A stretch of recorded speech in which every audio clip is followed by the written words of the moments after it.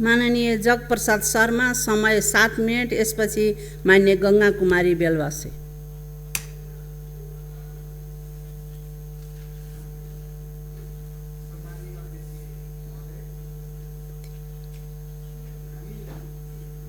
बजेटमा यो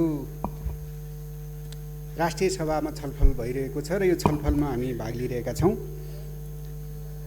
र खास गरी माननीय अर्थमन्त्रीजीले यो पिरी बजेटका सिद्धान्त र यसका प्राथमिकताहरूको बारेमा यहाँ प्रस्तुत गर्नुभएको छ र खास गरी यसको आधार, यसको लक्ष्य र यसका पथ प्रदर्शक सिद्धान्तलाई हेर्दाखेरि यसले मूलभूत रूपमा यो लोक कल्याणकारी राज्यको अवधारणा, समाजवाद उन्मुख आर्थिक प्रणालीको जग निर्माण, द्रुत विकासप्रतिको जनआकांक्षालाई यसले प्रमुख पथ प्रदर्शक सिद्धान्त बनाएको छ। यो अर्थमा यसले मूलभूत रूपमा बाटो सही समात्न खोजेको आफूलाई अनुभूति भएको छ। त्यस्तै राज्यका निर्देशक सिद्धान्त, नीति तथा दायित्व एवं नागरिक हकका मौलिक कार्यान्वयन गर्न बनेका कानुनहरूले सिर्जित दायित्वलाई लगायत यसले एउटा आधार, यो कार्यान्वयनको आधार बनाएको छ। यो अर्थमा सही दिशामा बढेको आफूलाई लागेको छ र खास गरी यसले दुईटा चुनौती, आन्तरिक रूपमा हामी अब यो दलाल पुँजीवादसँग कसरी लड्छौँ र दलाल पुँजीवादलाई परास्त गरेर समाजवाद उन्मुख अर्थतन्त्र, अर्थनीतिको कसरी विकास गर्छौँ भन्ने आन्तरिक चुनौती हाम्रा अगाडि खडा भएको छ र बाह्य हिसाबले अहिले विपत्ति अथवा यो कोरोनाले सिर्जना गरेको जुन एउटा समस्या छ, जटिल समस्या, यो समस्याको समाधान, यसले पैदा गरेको समस्याको समाधान हामी कसरी दिन्छौँ भन्ने बाह्य समस्या, यी दुईटा समस्या हाम्रा अगाडि खडा भएको म आफूले देखिरहेको छु र समग्रमा यो पिरी बजेटमा जुन सिद्धान्त र प्राथमिकताका रूपमा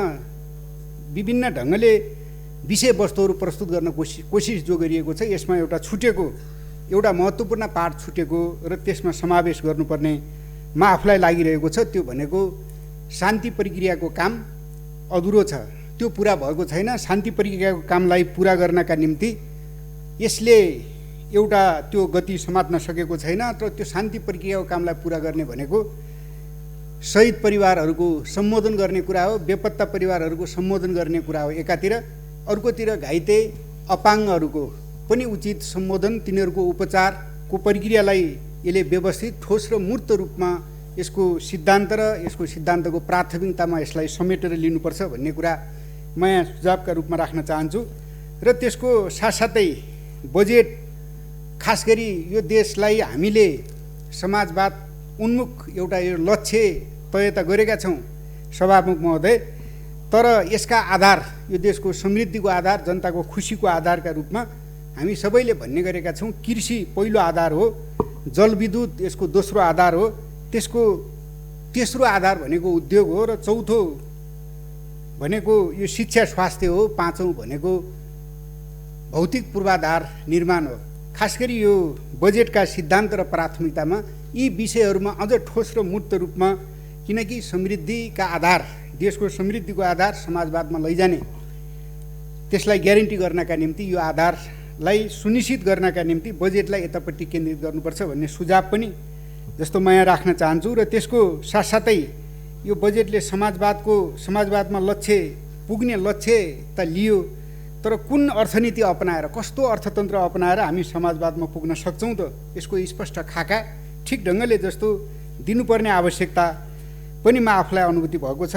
र बजेटले खास गरी राज्यका अङ्गहरूलाई अलि समाजवादको चरित्रतिर लैजान यसले मद्दत गरेको छ कि छैन भन्ने कुरा पनि यहाँ अलि ठोस र मूर्त रूपमा चर्चा परिचर्चा हुनुपर्छ भन्ने मलाई लागेको छ। र त्यसको साथसाथै सभामुख महोदय, बजेटले अहिले जुन एउटा जटिल स्थिति सिर्जना गरेको छ, बेरोजगारको स्थिति एकातिर सिर्जना गरेको छ, आर्थिक मन्दीको कुरा जो सिर्जना गरेको छ, अथवा विभिन्न सङ्कटहरू जो पैदा गरेको छ, यो सङ्कटलाई एउटा समाधानमा अथवा सङ्कटलाई एउटा अवसरका रूपमा उपयोग गर्ने गरी यो बजेटलाई केन्द्रित गर्ने गरी यी विषयहरू यसमा समावेश गर्नुपर्छ भन्ने कुरा पनि म राख्न चाहन्छु।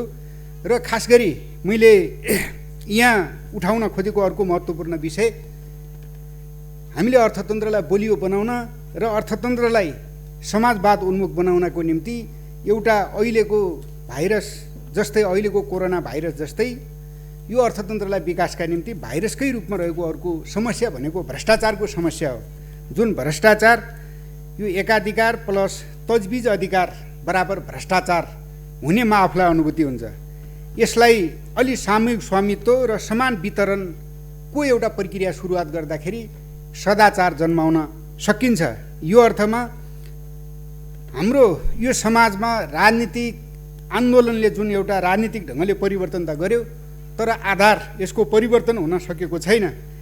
त्यसैले अलि दण्डहीनता, विधिको शासनको उल्लङ्घन, राजनीतिमा अलि अपराधको साँठगाँठ यो सबैले मनसाय जेसुकै भए पनि भ्रष्टाचारको जन्म दिने जुन स्थिति छ यो स्थितिको अन्त्य गर्नका निम्ति यो प्री बजेटको सिद्धान्त, यसको प्राथमिकतामा यसलाई कन्ट्रोल गर्ने, यसलाई नियन्त्रण गर्नका निम्ति यसलाई ठोस र मूर्त गरेर लिनुपर्छ भन्ने म राख्न चाहन्छु। र त्यसको साथसाथै खास गरी सिद्धान्तमा लाल देखिने र व्यवहारमा जाँदाखेरि जस्तो दलाल जस्तो हुने अथवा कम्युनिस्ट सरकारले जस्तो लालको कार्यक्रम बनाउने, कार्ययोजनामा जाँदाखेरि जस्तो त्यो दलालको हातमा पुग्ने समस्या नेपालको जो रहेको छ यसलाई अन्त्य गर्नुपर्छ। सभामुख अध्यक्ष महोदय र खास गरी जस्तो दलाल पुँजीवादी अर्थनीतिभित्र भ्रष्टाचार जन्मिरहन्छ जबसम्म सामूहिक स्वामित्व भएको, वितरणमा सापेक्षित समानता भएको र श्रम विज्ञानलाई अर्थविज्ञानका रूपमा आत्मसात गर्ने समाजवाद उन्मुख अर्थनीति लागू गर्न सक्दैनौँ तबसम्म सदाचारलाई हामीले जस्तो जन्म दिन सक्दैनौँ भन्ने कुरा पनि म यहाँ राख्न चाहन्छु। र त्यसको साथसाथै हामीले विभिन्न स्रोतहरू राज्यले, मन्त्रालयले, मन्त्रीले विभिन्न स्रोतहरू खोजेर बजेट निर्माण गर्ने र त्यो बजेट निर्माण गरिसकेपछि बजेटको विनियोजन पनि हुने। नेपालको अर्को समस्या भनेको त्यो कार्यान्वयनमा जाँदाखेरि थोरै न्यून प्रतिशत मात्र कार्यान्वयन हुने जो समस्याबाट गुज्रिराखेको छ। यसको हल, यसको समाधान हामी कसरी गर्न सक्छौँ यो अर्को महत्त्वपूर्ण प्रश्न हो। त्यसका निम्ति जनताको जीवनस्तर उठाउने गरी र समृद्धिको लक्ष्य पुरा गर्ने गरी जनतामा इच्छा शक्ति जगाउने खालको बजेट हामीले बनाउन जोड गर्नुपर्छ। स्थानीय तहलाई अलि प्रभावकारी बनाएर लैजानुपर्छ। समय सिद्धियो मान्यज्यू। धन्यवाद।